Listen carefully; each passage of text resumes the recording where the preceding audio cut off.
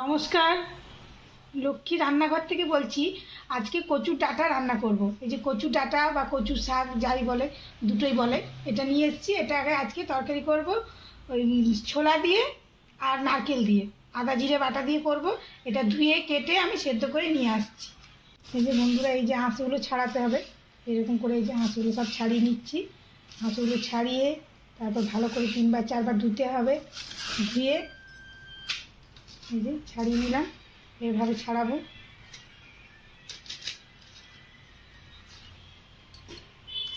এই যে সাদা সাদা আঁখের মতো হয়ে যাচ্ছে। এগুলোকে কেটে ধুয়ে সেদ্ধ করতে হবে। বন্ধুরা নমস্কার, এই যে আজকে নারকেলটা তুলে নিচ্ছি। এই যে কচু ডাঁটাতে দেবো, ছোলা সেদ্ধ করে নিচ্ছি। ডাঁটার সাথে আদা জিরে বাটা দিয়ে করব। জিরে তেজপাতা ফোড়ন দেব। ফোড়নের তেজপাতা দিয়ে দিলাম একটা। আমি তো বলি আমাদের গাছের তেজপাতা, আমাদের গাদা গাদা লাগলেও কোনো অসুবিধা নেই। এই যে দিয়ে দিলাম পাঁচফোড়ন, জিরে বললাম পাঁচফোড়ন দিয়ে দিলাম, ঠিক আছে, কোনো ব্যাপার না। নারকেলটা এবারে দিয়ে দিই।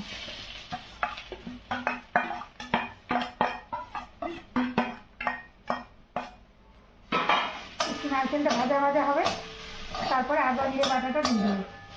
মানে চাল ভাজছো?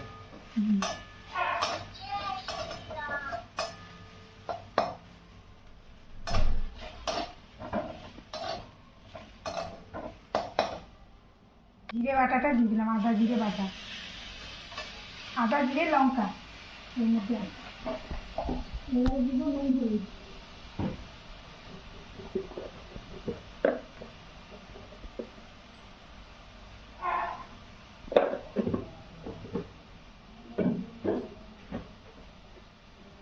পরিমাণ মতো নুন দিয়ে দিলাম।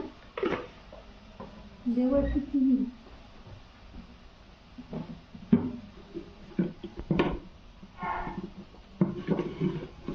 এই যে বন্ধুরা, একটু চিনি দিয়ে দিলাম স্বাদটা ব্যালেন্স করার জন্য, একটু চিনি।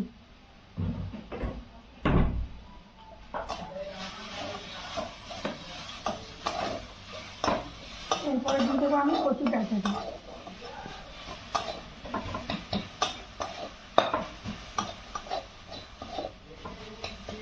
মশলাটা ভাজা ভাজা হয়ে গেছে, এবার আমি দিয়ে দিচ্ছি কচুর ডাঁটা।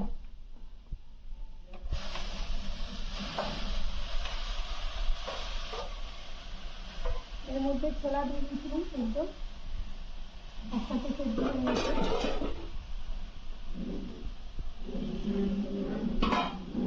সেইটা এবার আমি একটু ভাজা ভাজা করে নেবো, একদম শুকিয়ে যাবে জলটা।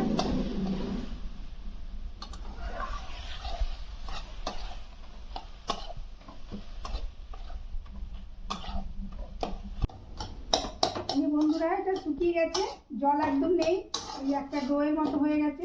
এটা আমি এবারে নামিয়ে নেবো, হয়ে এসছে। আর একটু দেখি ভেজে নিই, হয়ে গেছে। এটা নামিয়ে নেবো। কচুর ডাঁটা শুকিয়ে গেলে এই যে কড়াই ছেড়ে দেবে, তখন জানবেন হয়ে গেছে।